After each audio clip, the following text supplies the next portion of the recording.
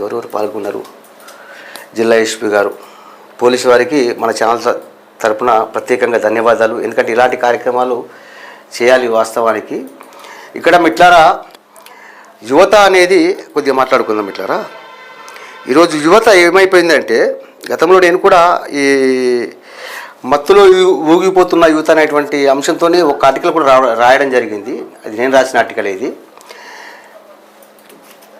ప్రస్తుతం యువత ఏమైందంటే మిట్లారా, మదక ద్రవ్యాలకు, డ్రగ్స్ కావచ్చు, గంజాయి కావచ్చు, తదితర అటువంటి వాటికి అడిక్ట్ కావడం వల్ల చాలా ప్రమాదాలు జరుగుతున్నది. యువత భవిష్యత్తు అనేది చిందరవందరంగా మారిపోతుంది. కాబట్టి యువతకి ఏం చెప్తున్నా అంటే, దయచేసి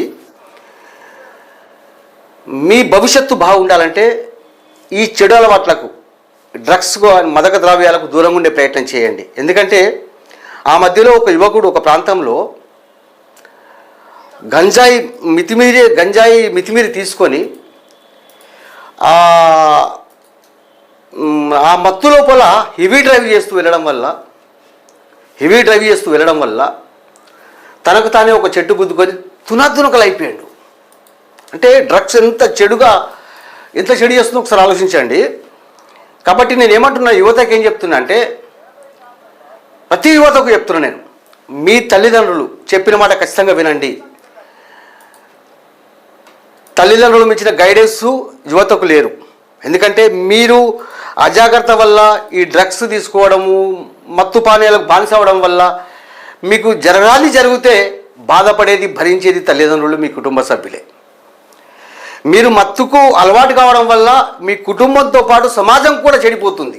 సమాజానికి కూడా మీరు నష్టం చేసే వ్యక్తులు మిగిలిపోతారు. కాబట్టి దయచేసి యువతకు నేను అందరికీ చెప్తున్నాను, యువతకు దయచేసి మత్తుకు అడిక్ట్ కావద్దు. మదక ద్రవ్యాలకు అడిక్ట్ కావడం వల్ల మీ భవిష్యత్తు చిందరవందర అవడం కాకుండా మీ కుటుంబం కూడా చిన్నభిన్నం అవుతుంది. మీ చుట్టూ ఉన్న సమాజం మీద కూడా మీ ప్రభావం పడుతుంది. దయచేసి ఓకే. ఇక్కడ మిత్రులందరికీ ఏం చెప్తున్నా అంటే, ఈ వీడియో ఇస్తున్న మిత్రులందరూ కూడా కొద్దిగా మీరు కూడా మీ అభిప్రాయం తెలియజేయండి. ఈ కార్యక్రమాలు జరగాలి.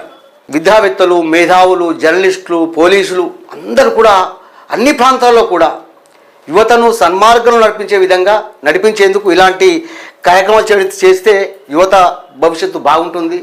ఈ వీడియో మిత్రులందరూ కూడా ఖచ్చితంగా ఛానల్ సబ్స్క్రైబ్ చేయండి, ఫాలో అవుతుండండి. నమస్తే.